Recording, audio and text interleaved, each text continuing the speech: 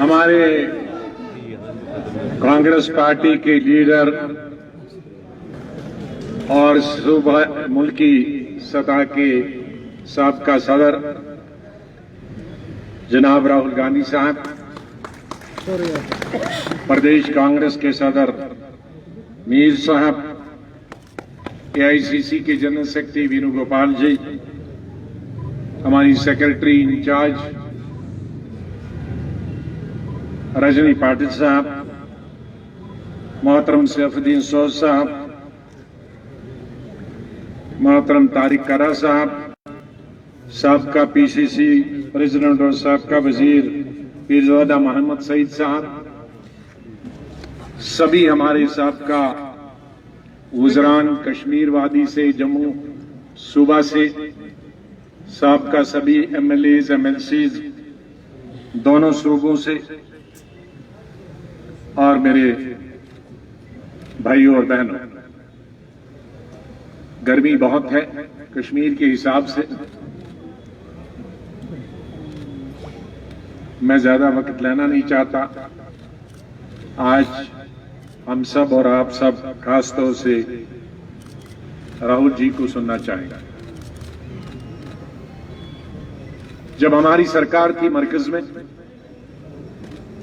और यहां मिली जुली सरकार थी, राहुल जी ने बहुत दिलचस्पी ली कई प्रोग्रामों में। उड़ान जैसे प्रोग्राम इनके जहन की एक तकलीफ थी, उसको मॉनिटर करने आते थे कई दफा। मुझे मालूम है बड़गांव में एक दफा हम इकट्ठे गए थे और बहुत सारे मुल्की प्रोग्राम जिनको यहां लागू करने की कोशिश की थी, लेकिन 1914 के बाद मुल्की हालात बिल्कुल अजीब हो गए और कुछ अरसा यहां एक मिली जुली सरकार चली जिसमें पहली दफा बीजेपी ने शमूलियत की, यहां इलाकाई पार्टियों से मिलकर, और उसके बाद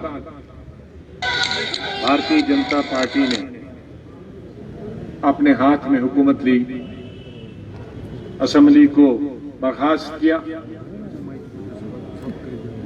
और 1-1.5 साल बाद एक ऐसी अनहोनी चीज की जिसकी मिसाल का जिन्हें दर्जा हासिल था उन्हें स्टेटों का दर्जा दिया गया। लेकिन दुनिया में और हिंदुस्तान में सबसे बड़ा मजाक इस जमहूरी दौर में मरकजी सरकार ने हमारे साथ किया।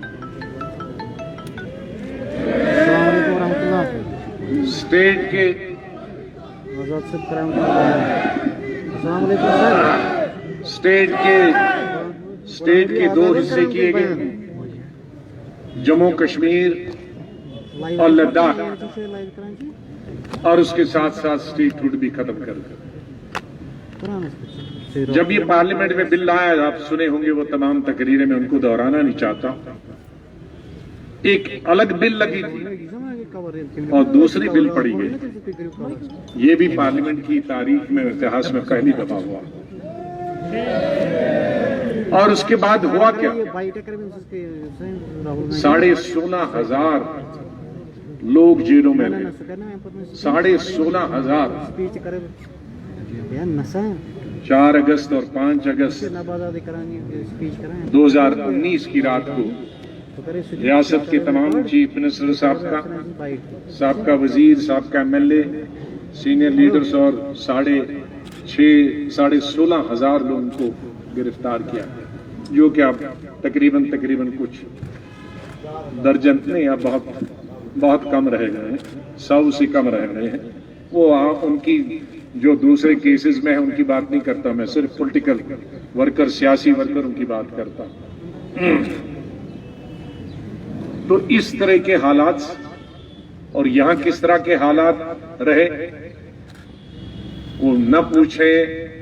वो से एक बुरा ख्वाब समझ के अगर हम भूल जाएं तो बहुत अच्छा होगा, वरना शायद आवाम की उम्र आधी से घट जाएगी और कईयों को हार्ट अटैक हुए और हो जाएंगे और कई बीमारों के मालिक हो जाएंगे अगर उन यादों को हम दिल से और दिमाग से न निकाल।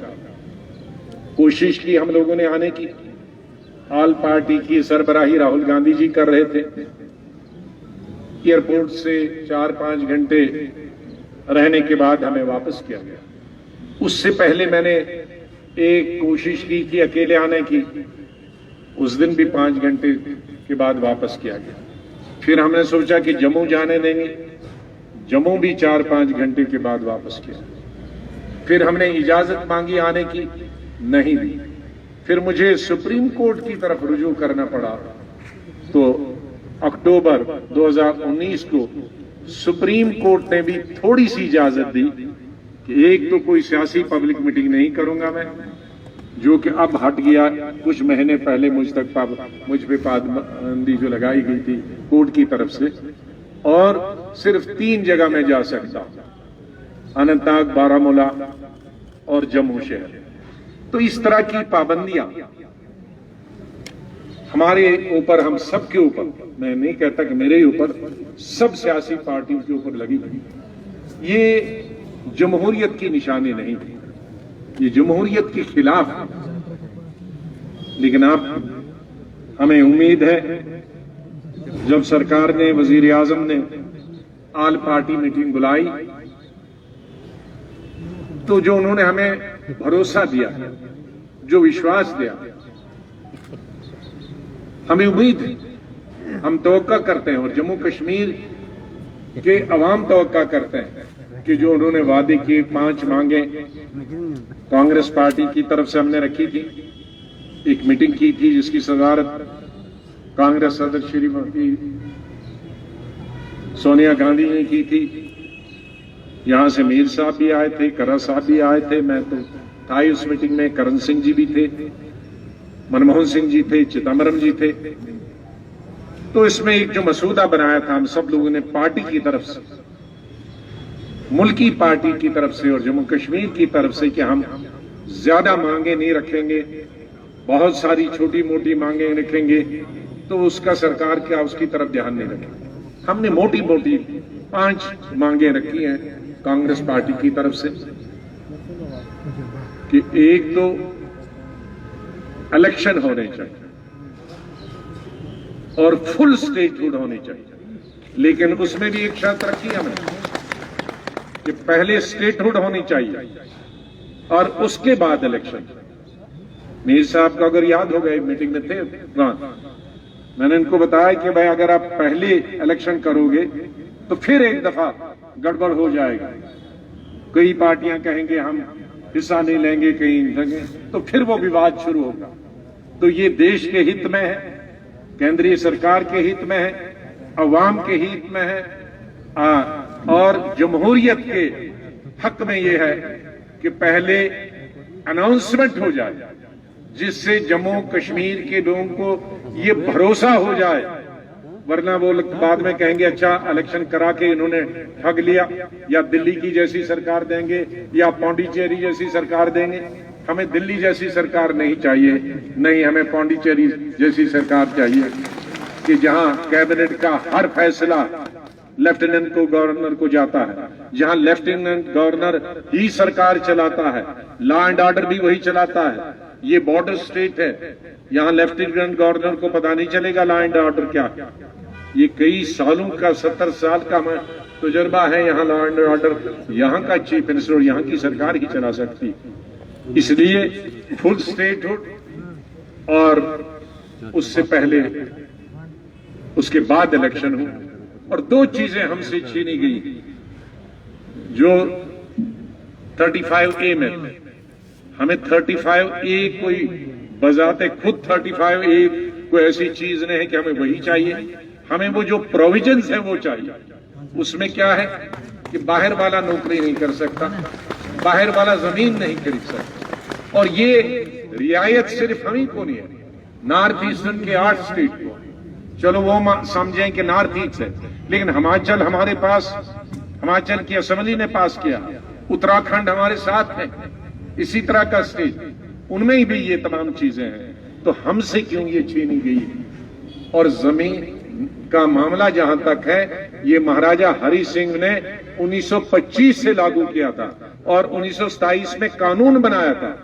तो ये कोई नया कानून या आर्टिकल 370 का कानून नहीं था, ये कोई शेख साहब का कानून नहीं था, ये बख्शी साहब और मीर कासिम या कांग्रेस का कानून नहीं था, ये फारूक साहब का कानून नहीं था। ये जब महाराजा हरि सिंह था 1925 और 1927 में, इस इलाके की जो पिछड़ापन है, क्योंकि मुल्क के आप टेल एंड पे कहिए या हेड पे कहिए, यहाँ दिल्ली की तरह या यूपी की तरह आमदोरफत नहीं है कि दूसरे स्टेटों के लोग हमारे बीच में से जाएं और हमारी इकोनॉमिक एक्टिविटी हो। ये हम कोने पे है, यहाँ वही आएगा जिसको जम्मू कश्मीर आना है, क्योंकि एक तरफ से पाकिस्तान है और दूसरी तरफ से चाइना है, वहां तो हम जा नहीं सकते। इसलिए यहाँ जो हमारा गुजारा होता है कश्मीर का टूरिज्म, फ्रूट और ये हैंडीक्राफ्ट्स पे, और जम्मू का जो हमारा गुजारा होता है वो ट्रांसपोर्ट होता है और इंडस्ट्रीज पे होता है, और ये तमाम चीजें बंद होगी। जम्मू की भी 13,000 इंडस्ट्रियां हैं, उनमें से 6,500 इंडस्ट्री है, 13,000, उनमें से 65% इंडस्ट्रियां इन 2.5-3 सालों में बंद हो गई है। और वो तमाम इंडस्ट्रियां कश्मीर को माल सप्लाई करती थी, क्योंकि यहाँ लोगों की जो आर्थिक इकोनॉमिक हालत खत्म हो गई तो वो इंडस्ट्रियां वहां बंद हो गई, वहां भी लाखों लोग बेरोजगार हुए। इसलिए बेरोजगारी, बेकारी को खत्म करने के लिए, और फिर हमारी जो रियासत है, उसी तरह से जिस रियासत का हमने एक वक्त खुशहाल जम्मू कश्मीर का सपना और ख्वाब देखा था, उसी खुशहाल रियासत के लिए ये जरूरी है कि मरकजी सरकार फौरी तौर पर स्टेट बहाल करे। अभी बजट सेशन है, मैं राहुल जी से आपकी तरफ, अपनी तरफ से गुजारिश करता हूं कि मैं आप तो पार्लियामेंट में नहीं हूं, लेकिन यहां जाने के बाद अभी 3 दिन पार्लियामेंट में है, आप बताइए कि आप लोगों ने वादा किया है स्टेटहुड का, तो 3 दिन अभी बाकी है, इसी 3 दिन में वो बिल लाएं स्टेटहुड का और इसमें पास करें, और उसी में जमीन और उसी में हमारी उसी बिल में ही जमीन और नौकरी का प्रोविजन भी रखें, ताकि 3 चीजें हमारी एक बिल में, और 5 मिनट में ये बिल पास होगा, इसमें कोई लंबा चौड़ी चीज नहीं है। बाद में इलेक्शन कमीशन से हम खुद बात करेंगे इलेक्शन लड़ने के लिए, लेकिन ये 3 चीजें होंगी। मैं इन्हीं बातों के साथ स्वागत करता हूं राहुल जी को कि आखिर आपने टाइम निकाला, और हालात इस तरह के थे यहाँ कि आप आ नहीं सकते थे। एक तो सरकार की तरफ से पाबंदी, और गुज़िश्ता 2.25 सालों से जो ऊपर वाले की पाबंदी थी पूरी दुनिया में कोविड की, तो उसकी वजह से भी आप और हम सब नहीं आ सके। आप सबका बहुत बहुत शुक्रिया। खुदा हाफिज। अस्सलाम वालेकुम।